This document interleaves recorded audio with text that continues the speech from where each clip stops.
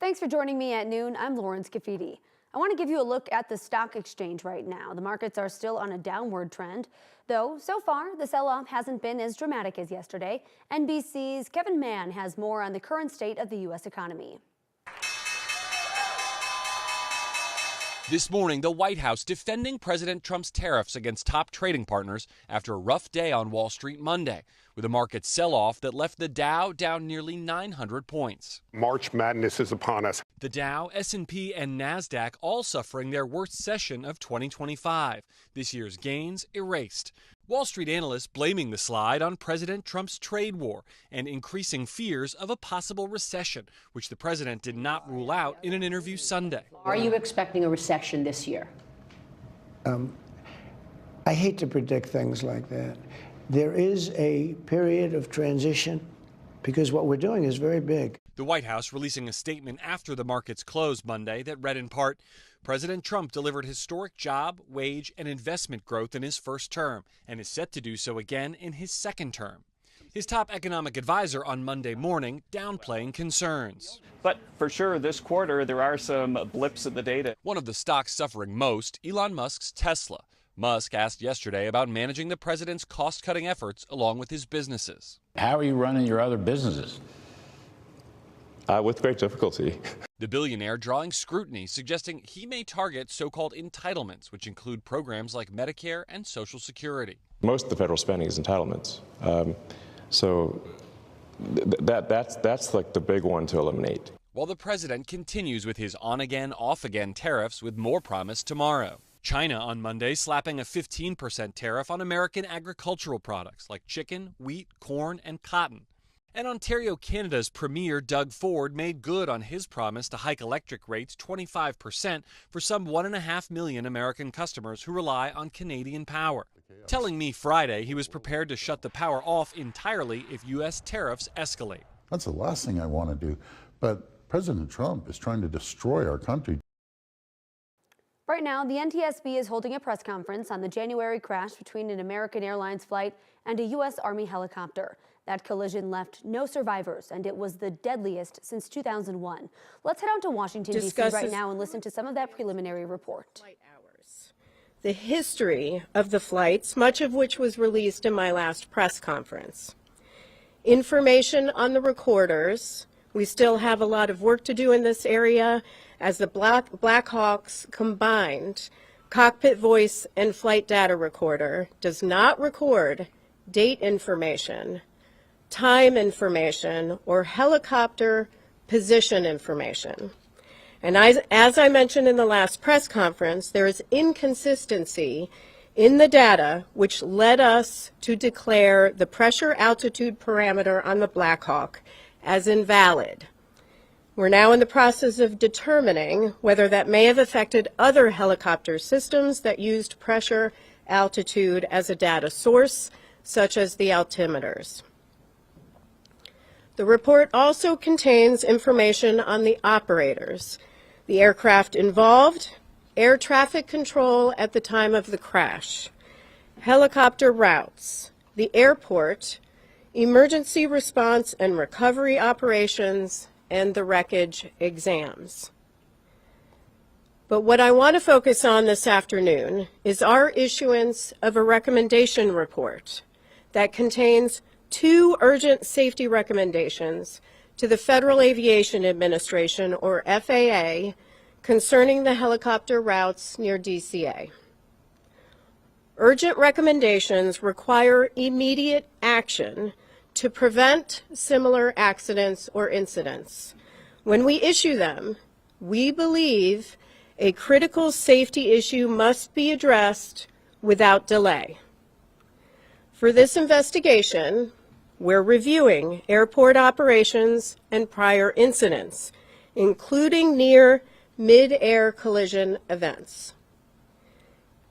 Information gathered from voluntary safety reporting programs and the FAA regarding encounters between helicopters and commercial aircraft near DCA show that from 2011 through 2024, a vast majority of reported events occurred on approach to land landing. Initial analysis found that at least one traffic alert and collision avoidance system, or TCAS, resolution advisory was triggered per month from 2011 through 2024 at DCA due to proximity to a helicopter. TCAS resolution advisories, or RAs, unlike traffic advisories, or TAs, are recommended escape maneuvers, for example, climb or descend, level off. Keep in mind that a TA is issued when the intruding aircraft is about 20 seconds from the closest point of approach. So our newsroom will continue to listen in on this, and we will have much more for you when you join us at 3, 4, and 5. Moving on, the tariffs that the Trump administration is putting into place for Canada tomorrow are the biggest yet. The steel and aluminum tariff will jump from 25% to 50%. Trump says the hike is a response to Canada's decision to boost electricity prices. Today, lawmakers in the House could vote on a new spending bill that would save the government from shutting down Friday. It cuts about $13 billion in domestic spending, and it adds money for defense and immigration and customs enforcement. House Democrats say they'll be united in opposing the plan. They're pushing their own bill that does not include the Republican cuts. Without Democrats, Speaker Johnson can only lose one Republican vote. Kentucky Representative Thomas Massie says he opposes the GOP plan, and a few other House Republicans appear to be up in the air. Overnight, the Russian military says one person is dead and several others are injured after a drone attack. Russian defenses reportedly shot down 337 drones, which they say came from Ukraine. The Russian Defense Ministry says those drones were spotted over 10 of its regions. At least 7 apartments were damaged, and people were forced to evacuate from a multi-story building. The strikes come as U.S. and Ukrainian teams are meeting right now for peace talks in Saudi Arabia. We're taking a live look over in Power Field right now. It is a great day to get outside, no doubt about it. Joining me now is Keely Chalmers with our 9 News Weather Impact team. Keely, can we expect those pretty blue skies all day today?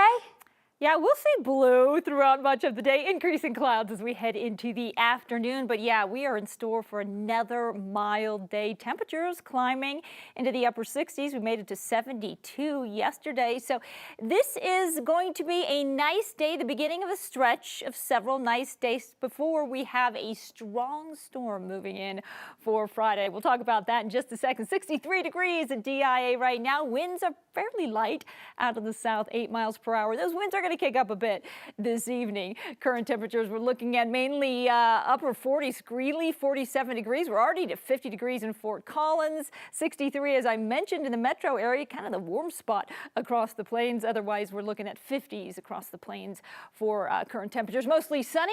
Our high today 68 degrees, so not quite the record 79, but well above our normal high of 54 degrees for today.